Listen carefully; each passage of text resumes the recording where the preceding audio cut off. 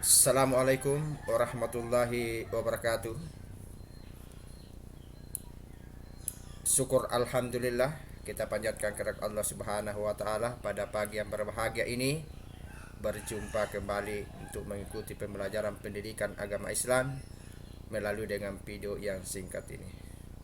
Sebelum kita memasuki pelajaran, maka mari kita membaca doa belajar. A'udzubillahi minasyaitonirrajim. Bismillahirrahmanirrahim. Rabbi sidini ilman warzuqni fahman. Ya Allah, tambahkanlah ilmu kami dan berilah kami pemahaman. Amin ya rabbal alamin. Anak-anakku sekalian, pada pertemuan kali ini kita sudah masuk pada pelajaran 3, yakni cita-citaku menjadi anak soleh, pada halaman 22. Kadang kalau ditanya seseorang, apa cita-citamu? Pasti biasa menjawab, oh cita-cita saya itu mau jadi dokter. Oh cita-cita saya mau jadi perawat. Oh cita-cita saya mau jadi polisi. Oh cita-cita saya mau jadi tentara. Oh cita-cita saya mau jadi pilot penerbang dan sebagainya. Semuanya cita-cita boleh dilaksanakan, tapi harus didasari dengan kesalehan. Silahkan jadi dokter, dokter yang saleh. Silahkan jadi polisi, polisi yang saleh. Silahkan jadi tentara, tentara yang saleh. Silahkan jadi pilot, pilot yang saleh. Anak-anakku sekalian, itulah yang dikehendaki. Maka cita-cita itu adalah suatu keinginan seseorang, keinginan untuk menambah semangat hidup supaya kita lebih rajin giat belajar.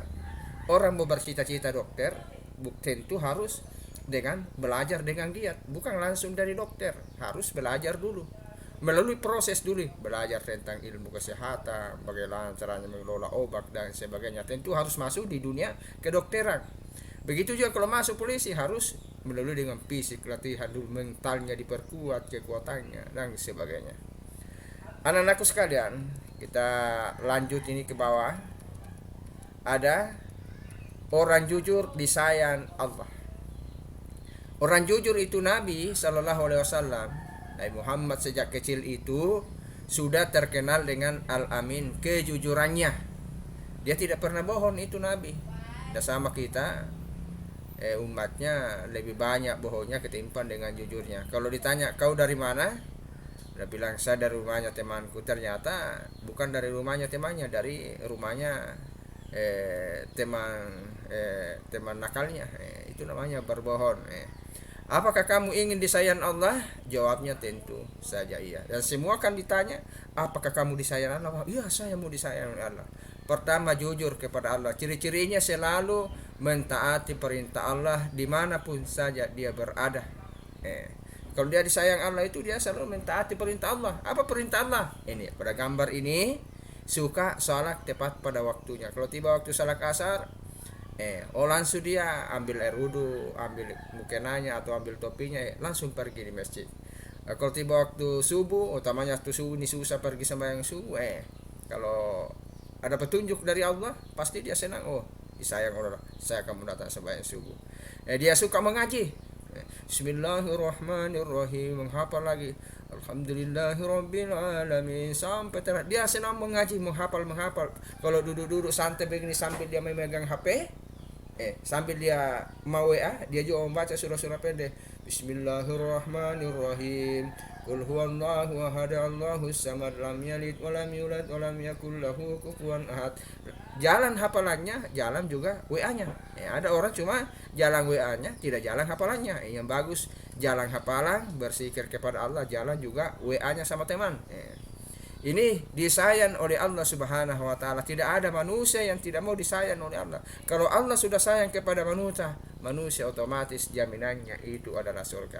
Tapi ciri-cirinya itu harus taat beribadah. Taat beribadah, salat, puasa kalau tiba waktunya, mengaji, rajin berzikir. Seluruh perbuatan-perbuatan yang baik itulah yang paling disukai oleh Allah Subhanahu wa taala. Ini jujur.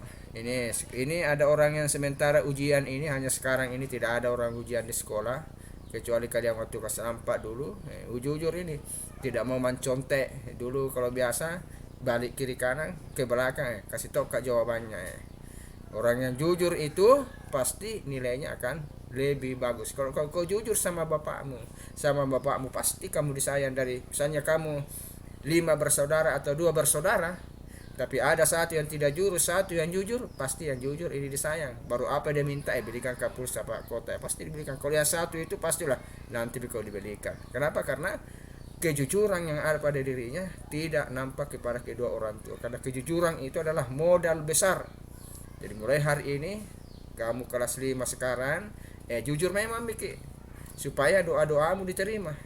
Ya Allah, cita-citaku saya mau jadi dokter. Berdoa memang sekarang, ya Allah cita-citaku mau jadi dokter. Ditambah doanya orang tua, ditambah dengan doanya nenek, insya Allah doa itu akan terkabul. Tapi dengan catatan belajar dengan baik. Tidak mungkin jadi dokter kalau tidak belajar. Sekarang bercita-cita apa yang kamu cita-citakan. Mudah-mudahan Allah akan kabulkan. Di SD 5 itu banyak ulumi, ada yang jadi polisi, ada yang jadi dokter, ada yang jadi tentara. Kemarin ada yang jadi banyak. Mudah-mudahan ada nanti juga yang jadi wali kota atau jadi presiden. Kalau keluar pada bercita-cita di presiden, itu alumni SD 5 jadi presiden. Wah, kamu dibanggakan, sangat bangga. Itu boleh bercita-cita jadi presiden, bercita-cita dari wali kota, bercita-cita dari gubernur, apa saja boleh.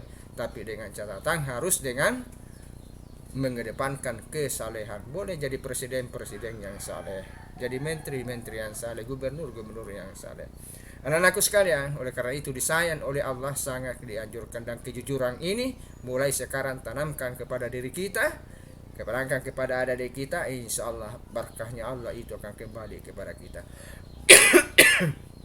Adapun tugas hari ini 2. Yang pertama, tuliskan 2 contoh tentang kejujuran yang pernah kamu perbuat di rumahmu. Saya ulangi, tuliskan 2 contoh kejujuran yang pernah kau perbuat di rumahmu. Sekian, Assalamualaikum warahmatullahi wabarakatuh.